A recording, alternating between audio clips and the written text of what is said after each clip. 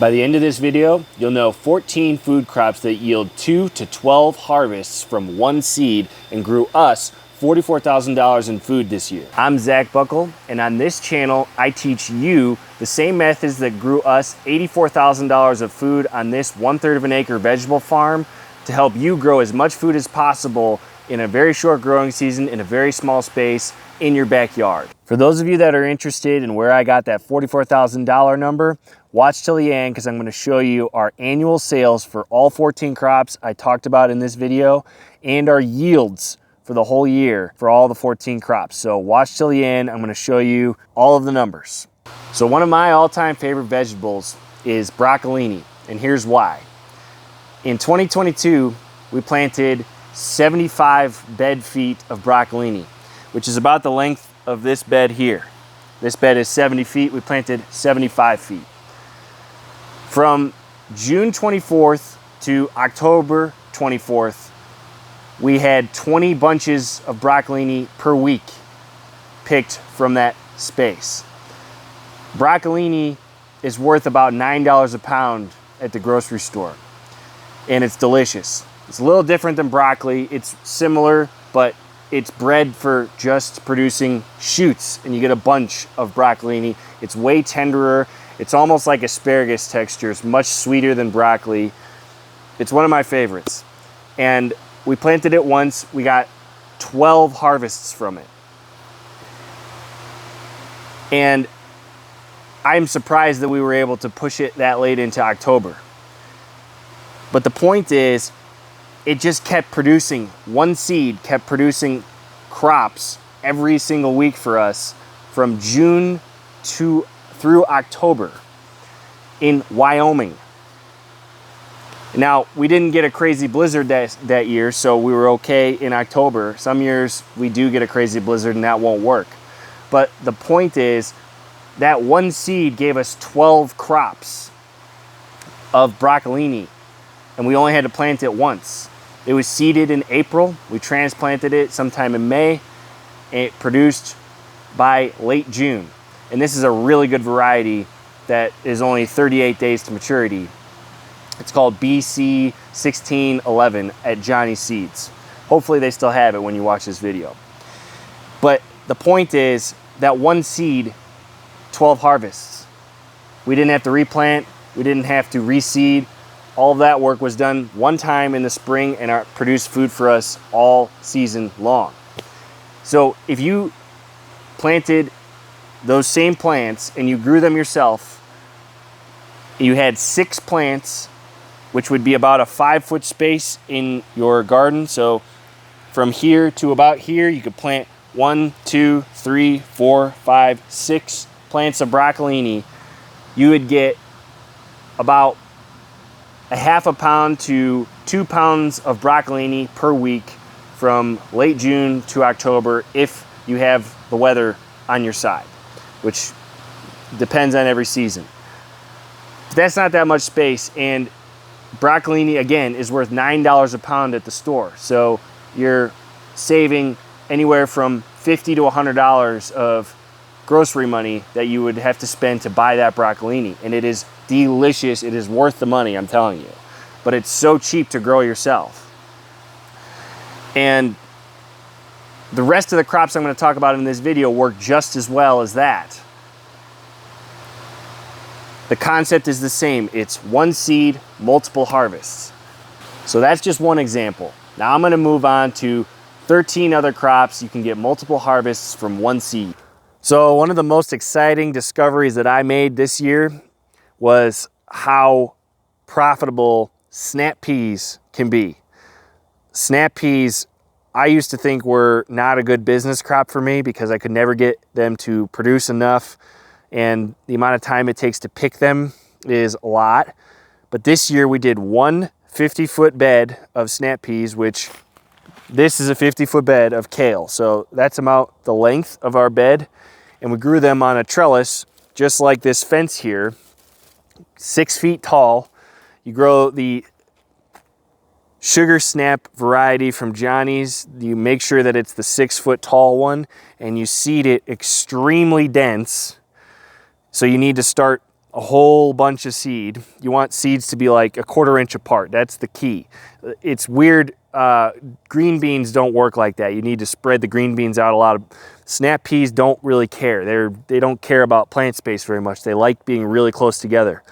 And if you plant it like that, a row on either side of your trellis, if you had a 5-foot section like this in your garden with just, it's really hard to explain how much seed, but you need it about a 1/4 inch apart. So, I mean, like a cup or two soaked overnight would be good enough.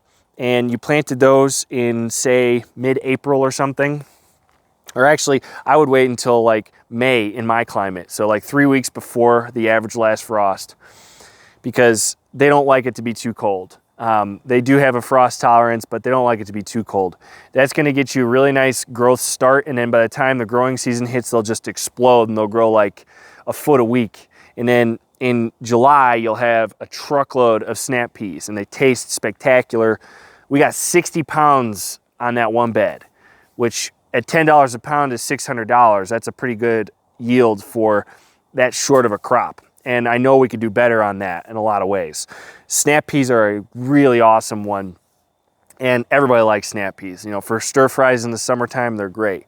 So that's a crop that you get 4 weeks of harvests from, okay? Once those are producing, once they're this tall and they're flowering, we were picking that crop for 4 weeks, twice a week. So you get 4 harvests from them minimum, okay? And that's pretty much across the board. That's pretty normal for all snap pea varieties. But if you grow the one that grows 6 feet tall, you get a lot more for your money. So you might as well grow that one, because the ones that only grow 3 feet tall, you're gonna get like half as much. So you might as well grow for the maximum yield. But snap peas can be a really great if you learn how to pick them regularly and stuff. And kids love picking snap peas. It might seem like a lot of work, but everybody I've ever met that wants to volunteer on the farm loves to pick snap peas. Even though it takes forever, it's fun. You're in this big bush of white flowers, picking snap peas, eating them. It's a great time, and kids love it. So if you have kids, it's a great job for them. So snap peas are a real big surprise. You just got to grow them up on a really tall trellis, and you're gonna have a really good time. In a very small space, you can grow truckloads of snap peas. Okay, so my all-time favorite vegetable that we grow on the farm is celery. And most of the reason why is it tastes phenomenal when you grow it yourself. It's so much better than anything you've ever had at the store. I didn't know what celery tasted like until I started growing it myself.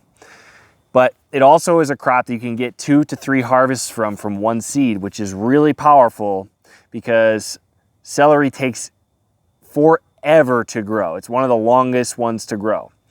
It takes about 20 to 25 days to germinate. It really just depends on how fresh the seed is, how long, what your nursery setup is like, all that stuff. And the seed is microscopically small, but it's really cheap to buy a lot of seed.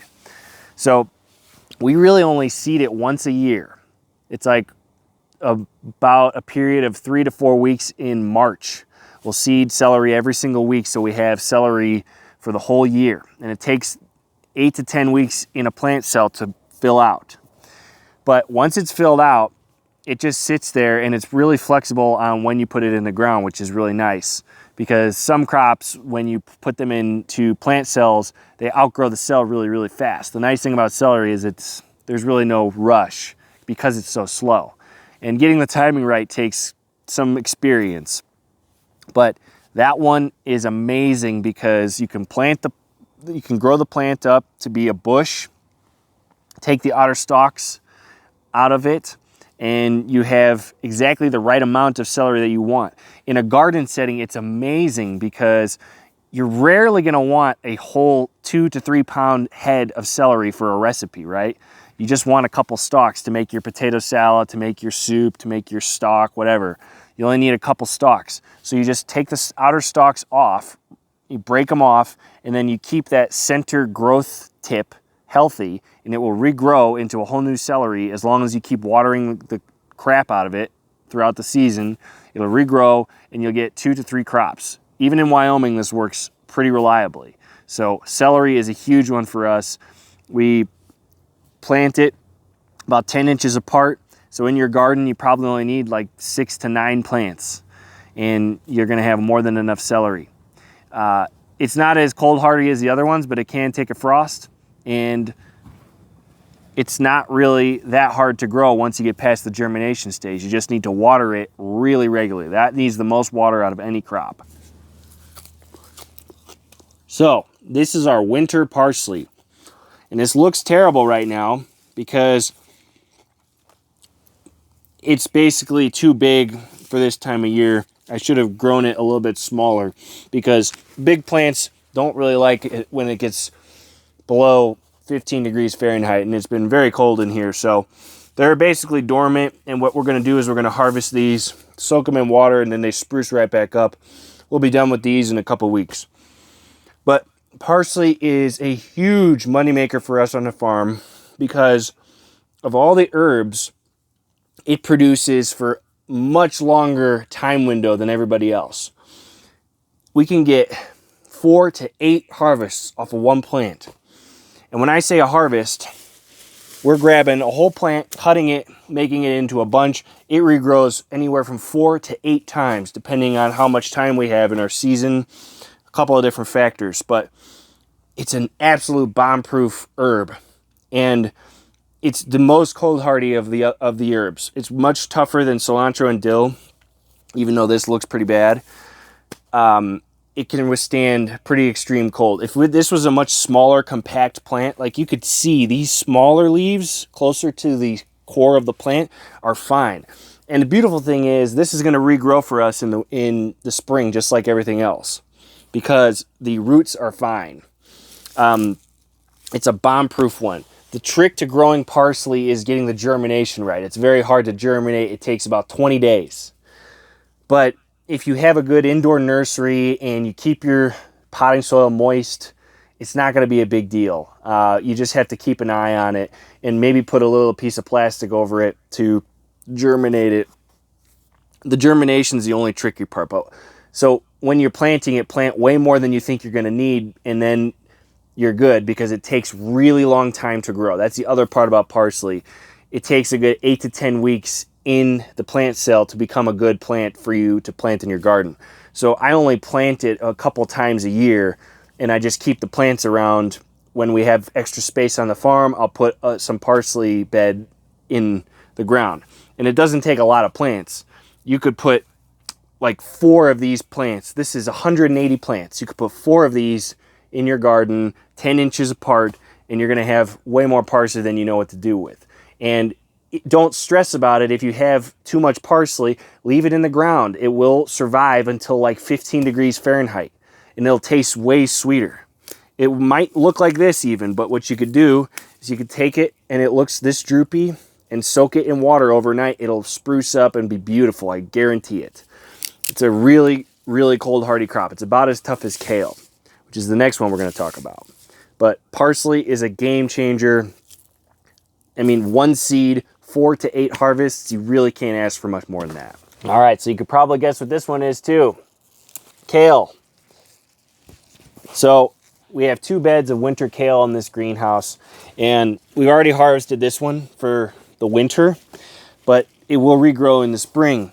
And kale is probably one of the most valuable garden plants out there because you can get 8 to 12 harvests from this plant. It's just a powerhouse of production. I know a lot of people don't like it, but if you are growing food, you want to be thinking about nutrition. You're probably trying to feed yourself something fairly healthy, right? This has more vitamin C than any supplement you're going to get, especially at this time of year. When it's cold, the vitamins and the nutrition becomes a lot more concentrated because the plant is stressed, and it provides you a lot more nutrition. It tastes way better. We harvested our kale outside from basically the 4th of July all the way up until November 23rd.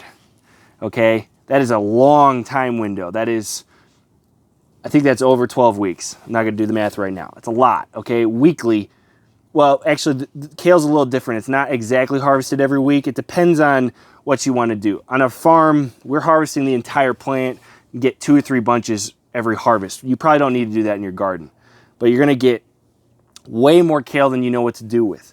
I would say 4 plants in your garden is going to give you way more than enough. And just like parsley, if the things become way too bushy in September, just leave them alone. Don't touch them. And they'll be fine deep into November. I guarantee it. So you don't have to stress about overproducing kale. And you're going to really love that kale in November when you have nothing else coming out of the garden. It's going to make really great zuppa toscana, which is the Olive Garden soup. It's my all-time favorite soup. It's potatoes, kale, and Italian sausage. You can make kale frittatas, all sorts of stuff. You know, when you're in the wintertime, when it's cold, you look forward to those green things because not a lot of other green things are around. You know, in Wyoming, everything's brown right now. So this is a really great crop. 1 seed, 8 to 12 harvests, easily. You know, more. It basically never bolts either. I never seen it bolt in the summertime. And the only time I've seen it bolt, which when I say bolt, I mean go to seed, which means the plant stops producing greens, it goes to seed and starts producing seed and flowers and stuff. That only seems to happen for me through the winter. So what'll probably happen in February is this will start going to seed because the cold snaps it and the plant thinks it's been through a winter and needs to produce seed. That's the only time it really stops producing. So it's just like a Christmas tree of greens. It's just amazing. It is truly the gift that keeps on giving. So kale is one of my all-time favorites. 1 seed, we can leave it in the ground all season long, and it's way more than enough production for us on our farm to keep it in our arsenal. So you got to grow kale. And the cool thing is, once it does go to seed, if you ever had that happen, that seed is basically like a little mini broccoli.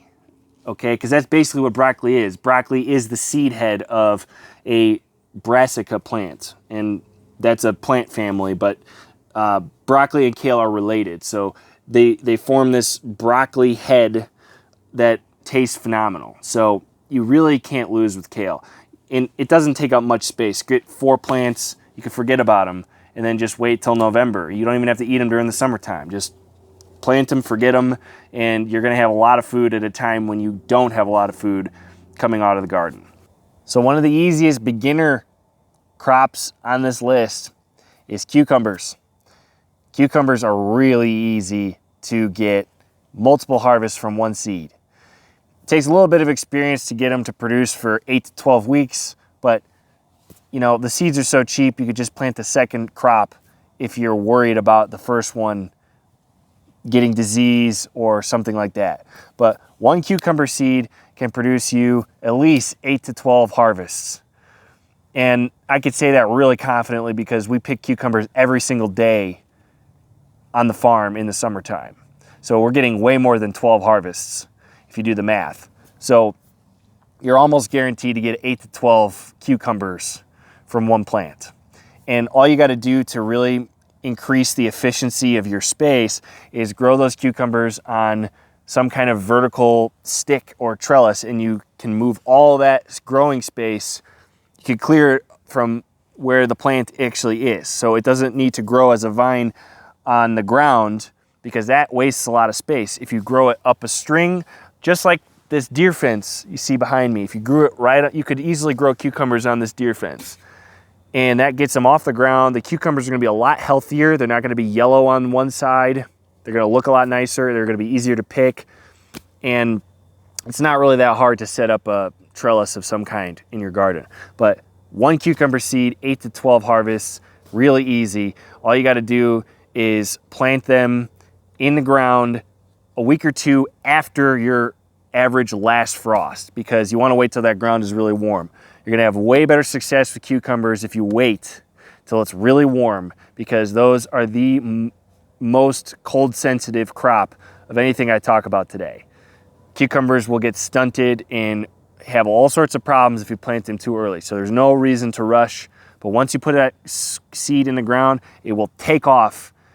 For us, it's about the first week in June. It'll take off and you'll have cucumbers by sometime in July. They're really fast, 50 days basically. So really easy, 1 seed in the ground. You don't even need to start them inside. Just start the seed right in the ground. You're gonna have cucumbers all the time. Very easy, very cheap. great multiple harvest crop. So this is arugula. I've talked about it a couple times already on this channel. It's a very big business crop for us, but it's a great garden crop too. It tastes bitter and a little spicy, almost mustardy. It's delicious on sandwiches. I'm obsessed with it now. One of the restaurants that we sell to puts it on their sandwiches. They make these sort of Tuscan Italian style sandwiches, and it makes all sandwiches taste phenomenal. I look forward to it every year now. And I'm a little sad because this is the last time I'm gonna be eating it probably this winter, because this doesn't survive -20 very well. But we, believe it or not, still have some, and it's mid-December right now. But this is a really great crop for your garden because it's 21 days to maturity. You plant it, you're gonna get guaranteed 2 crops from it, almost guaranteed. As long as you don't have 100-degree heat, it won't bolt. And I grow it through the summer pretty reliably, and it just is a phenomenal green. You don't need very much space for it. You know, I'm farming it, so I'm growing a 50-foot bed. In your garden, you would only need like 2 feet of it. You could just sow a small little section like this, like 2 feet. You could sow 6 rows, and it's gonna give you a really nice harvest of arugula for about 2 weeks once it's mature. And then it'll probably bolt and you'll have to replant to something else.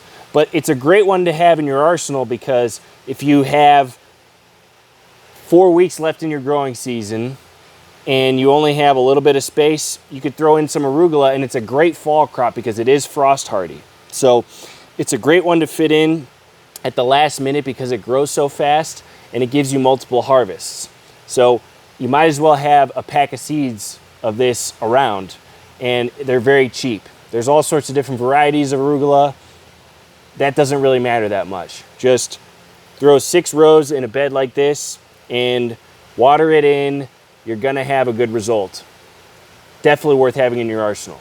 1 seed, 2 to 3 harvests. So this is our winter salad mix for the farm. The plant is actually called Tokyo Bacana, and I've talked about this in a couple other YouTube videos, and it's combined with red mustard greens. And both of these are ridiculously fast. In fact, Tokyo Bacana is the fastest green I've ever grown. We are harvesting from another greenhouse all the way back in November, late November. It's already regrown and given us 2 crops at a time of year when nothing is supposed to be growing, because we're in the middle of the Persephone period when daylight is way less than 10 hours a day. I'm blown away by that. This stuff basically still grows in the wintertime in Cody, Wyoming. But I'm using the word salad mix because we use the same strategy with lettuce in the summertime. Lettuce is a lot harder for us to grow in the winter. But Tokyo Bacana is a spectacular crop to have in your arsenal because it's 18 days, it's extremely cold hardy. This could grow in the summer, just like arugula. It will bolt in extreme heat, but if you grow it enough, it's gonna be irrelevant because it's 18 days to maturity and the seed's really cheap. So salad greens, lettuce, Tokyo Bacana, mustard, all pretty much perform the same as spinach or arugula. It's just spinach can't be grown in the summer. But you plant these once and you get 2 harvests. What I'm hoping will happen with all of these salad greens that I just talked about is they will be harvested in the next month. We'll have all of these sold, and then they'll be protected and they'll regrow in February without any extra heat or anything. We're just going to use these row covers to protect them. But that extra crop in February and March is not only a spectacular boost to your nutrition in the wintertime, because there's really not a lot of fresh stuff in the wintertime, but it's really good for my business. So that just shows you how powerful greens are in your garden, because you might not be doing the greenhouse thing like I am, but getting 2 crops from 1 planting is a game changer. You don't have to reseed this. And if the weather performs well, you're going to get more than 2 harvests. You know, sometimes these crops give me 3 harvests, 4 harvests. It just depends, because basically what happens is they'll keep producing until they get too stressed, and then they want to go to seed. And that usually happens when it's 90 to 100 degrees. In the shoulder seasons, a lot of times these are 3 to 4 harvests from one planting. And it just saves you a massive amount of work. So this is Tokyo Bacana, mustard greens. Lettuce is essentially grown the same way, only it's a little trickier. You grow those as a plant. But these are 6 rows on a bed, just like arugula. Really nothing to it. It's the same process as growing arugula and spinach. So most of you could probably guess what this is. Spinach. This crop is one of the top 5 most profitable crops for us to have on this farm, because for the same reason as arugula, we plant it once, we get 2 to 3 harvests from it. And this crop is so versatile because of how cold hardy it is. If you live in the northern climates, you could be harvesting this outside until Christmas if you don't have snow covering it. I guarantee the spinach that I have out in my field right now is still totally edible because we don't have snow this year. It's so cold hardy. And if you have any kind of cold frame or greenhouse, you can grow it through the winter. You just have to protect it. And we've had spinach survive negative 30 degrees Fahrenheit many times. And it tastes way sweeter once the cold gets it. You just plant about 4 rows on a bed like this, just like you would arugula, hand seeded, and it's relatively fast. It's not as fast as arugula. It's about 38 to 40 days until it's mature, but once you harvest it, it's almost guaranteed going to regrow. The only time you can't grow spinach is in the summertime. So the summertime, it doesn't like the heat. But other than that, it's a bomb-proof crop to have in your spring and fall seasons. So you might as well have this in your arsenal too. Okay, so this is my favorite herb of all time, just because it's my favorite. I love the flavor. Cilantro. Cilantro is another one that you plant once, it regrows at least into a second crop. This one bolts a lot, so it's not really going to be very likely that you get more than 2. In fact, this is probably the least likely of everything I've talked about today to get 2 crops, because a lot of times it will bolt in the summertime even after the first crop. But this variety, Calypso, is very bolt resistant. It's at Johnny's.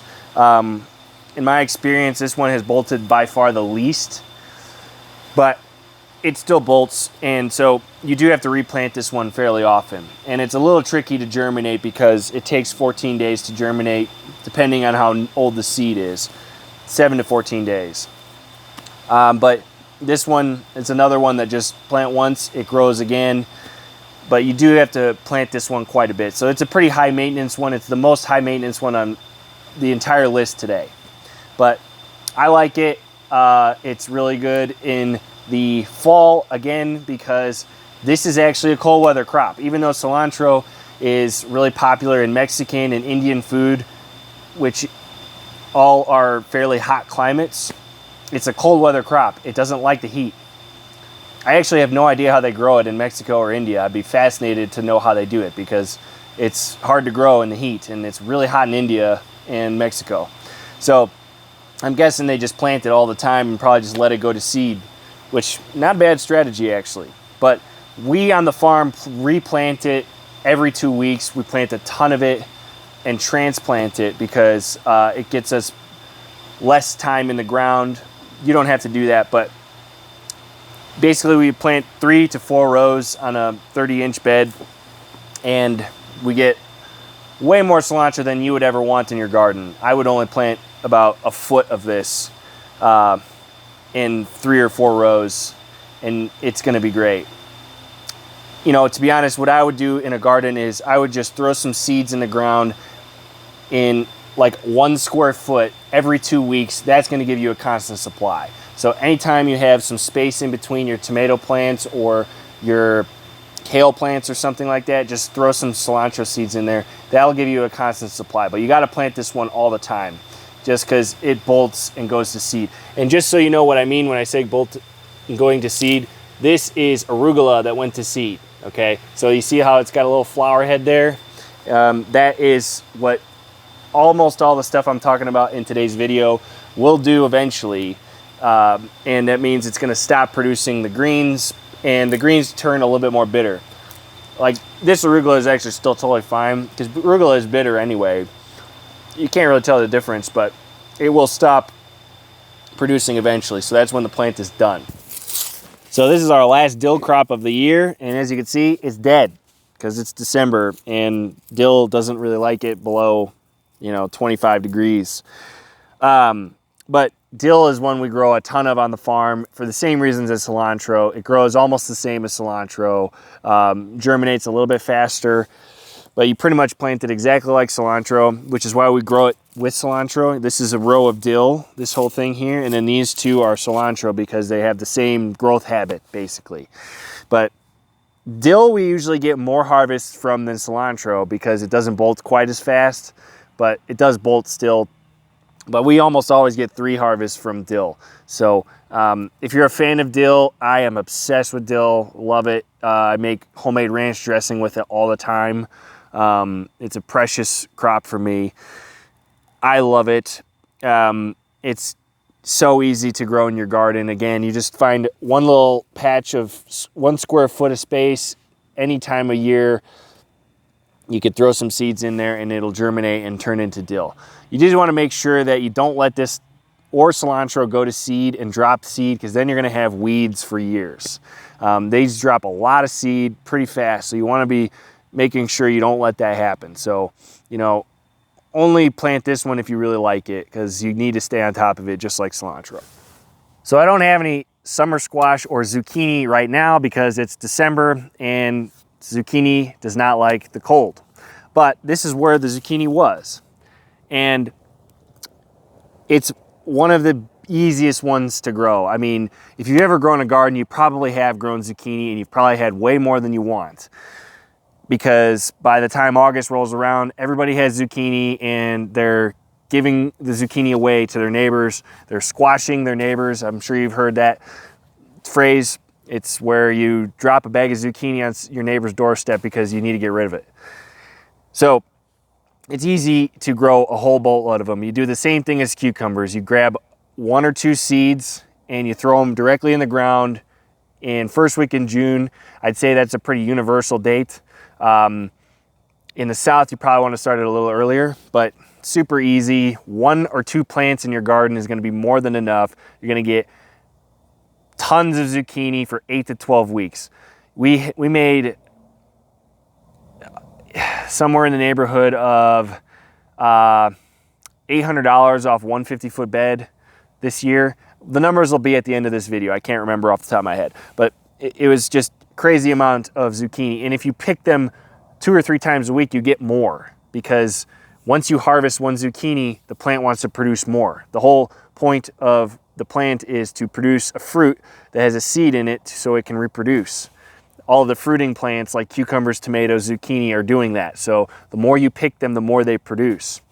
And it's so easy to produce them. So just don't go overboard on that one. Grow 1 or 2 plants and you're gonna be good. Unless you're obsessed with zucchini, grow 4. But we plant them 10 inches apart on our farm, which is really close, but it works. So, we just planted these 2 beds right here, 10 inches apart, filled the whole thing up, and we had anywhere from 20 to 50 pounds a week. With zucchini, I found it really depends on the weather. The hotter it is, the more it produces. So we don't actually get a lot until like August, but that's just our climate. So we have a very cold climate. But, if you don't get a frost, it'll keep going into October a little bit too. So zucchini is a really easy one. 1 seed, many, many harvests. So this is the remnants of our chard for the season. And if I really tried, I probably could get a couple of these to turn into a somewhat ugly salad. But there's actually still some chard here. Like, that's a leaf. It's pretty rough though. Chard is not as cold tolerant as kale, but it produces exactly like kale. One plant, 8 to 12 harvests. Planted and spaced just like this, about 15 inches apart. And, you know, 4 plants would be more than enough. And it's a good one to have because it is basically your summer spinach. This produces in the summer. Tastes just like spinach in my opinion. And, you know, you could have that spinach in the summer with, you know, anywhere from 1 to 4 plants is more than enough. I actually don't really like chard, so I don't really grow it much for myself, but I do grow it for customers because it's really pretty, especially if you get this rainbow variety. Well, it's actually not a variety. You buy the rainbow mix from Johnny's or any of the seed companies. They give you 3 or 4 different colors in there. You can mix the different colors, and people just love that at their market because it looks like red, yellow, white. You know, it looks really good. So it grows just like kale. You just start it in around mid-April, plant it outside mid-May.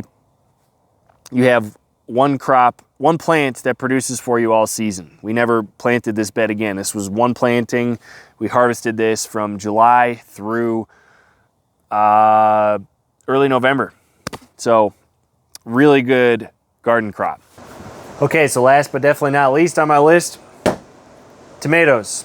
And in here I've got all the tomatoes we didn't sell this summer, frozen, that we sell in the wintertime in place of canned. And it works really well. You throw these frozen solid in any soups, stews, curries. They dissolve into a phenomenal tomato base that replaces a canned tomato. And if you know the difference between your tomatoes that you grew and the ones at the store, these are obviously going to be better. So I put tomatoes at the end of this list because they're the biggest moneymaker for our farm, but they're really difficult, very advanced to grow like we do at least. And if you live in a cold climate, I would say they're going to be pretty difficult to get a decent amount of food from. If you're in Illinois, or that's where I'm from originally, it's a lot easier in the Midwest to get a lot of tomatoes.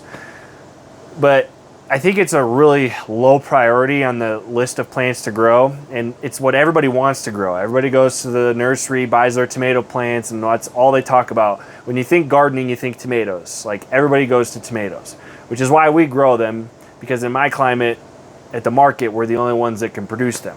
But they're really tricky to get really high yields with.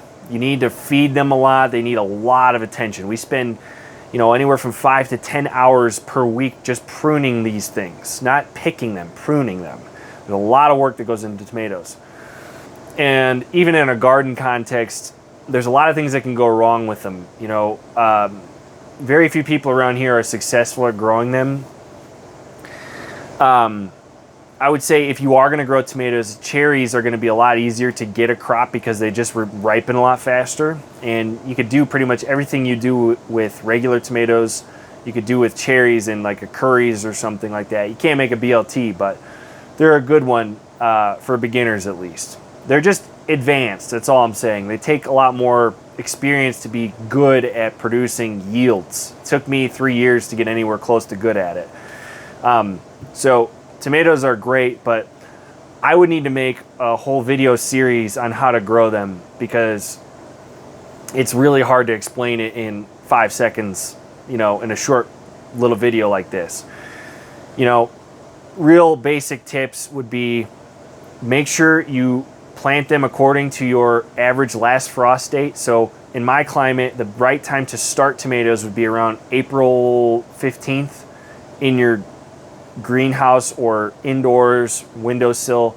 Inside, you need to start them in advance. They take about 6 weeks in a tomato pot like this. They grow really fast in the right environment, so you need to get the timing right, because if you let them get too big in the pot, that's when you can start getting a lot of problems. So the stress with tomatoes starts from as soon as you put the seed in here. But if you plant them outside at the right time, which in my climate is around the first week in June. You want to wait till that ground is warm. The warmer the ground is, the more successful your crops are going to be. And then you should eliminate a lot of the problems right there, as long as your soil is right. But if you plant them at the right time, that's going to help a lot. You know, the rest of the success is going to come to just growing the right varieties, experience, feeding your soil, and watering correctly, make sure they don't get wet. There's a whole rabbit hole on tomatoes. I took a 4-hour video course on learning how to grow them for me. So it's a lot to grow tomatoes. That's why I put them at the end. But they do make a lot of money for us, and they can be a really highly productive crop if you know what you're doing. And I would recommend, if you are serious about growing them, grow them up a string, grow them vertically, and prune them, because you're going to have a lot better results that way, and your yields will go a lot higher. But a lot of it comes down to growing the right variety. It's a whole video course in itself. But tomatoes are one that produce 8 to 12 weeks if you grow indeterminates and you know what you're doing. But it's not easy. That's a tough one. So I put them on the list, but it's very difficult. Okay, so for those of you that wanted to know the numbers, here they are. These are our total annual sales for the 14 crops that I've mentioned in this video. And to be honest, they could be a lot better than this, but I'm still in the growing and learning process just like you. So I'm only 4 years into my serious growing career, so I'm still pretty new. And the reason I'm talking about these crops for a vegetable farm is because for the same reasons they make me money, they can yield you a ton of food in your backyard if you're a gardener. You really want to grow these crops in your backyard. The reason being is they all produce more than one crop from one planting. So that's half the amount of planting that you need to do at least. And most of them yield way more than 2 crops. They save you money on seeds because you don't have to replant seeds, and seeds do cost money. If you grow in the way that I talk about, I recommend buying fresh seed as much as possible because it increases your germination rate. And these crops yield long time windows of food from one seed that ultimately does save you money. And ultimately, the best reason to grow these crops is because they increase your yield massively on a small scale. So no matter what size your backyard is, if you set it up in the no-dig style that I talk about a lot on this channel, you have massive amount of growing space in only a 200 to 300 square foot footprint. You can fit all of these crops and a lot more in that space. But everything we talked about in this video, you plant once and it yields you multiple harvests.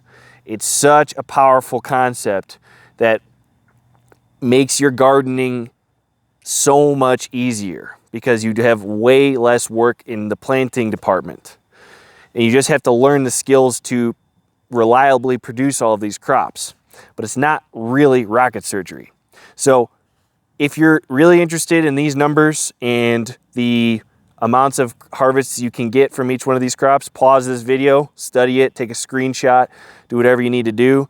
But these are the numbers, and the numbers do reflect higher yields. So if any of you have grown those crops before and had similar results, leave a comment down below and start a conversation, because I'd love to see what experience people have had all over the world growing those crops. And if you're interested in connecting with growers from all over the world, I just started a free school community called Backyard Gardening 101. We've already got people from New Zealand, Canada, all over the US, and it's a place where you can share stories about your growing experience with other people and connect all over the world. And when you join, you get a free 30-minute garden consultation with me. You get access to free monthly webinars. We're going to start in January, where I'm going to go over seed starting, crop planning, everything you need to know from seed to harvest. And you get access to this wonderful community of people growing all over the world. And if you're serious about growing food, check out my free Backyard Farm Launchpad at the link in the description, where I go over how to set up a really easy no-dig garden in your backyard so you can start farming just like this in 200 to 300 square feet and feed more than enough food to your family just from food that you grew yourself. So hope you enjoyed this one, and I will see you in the next one.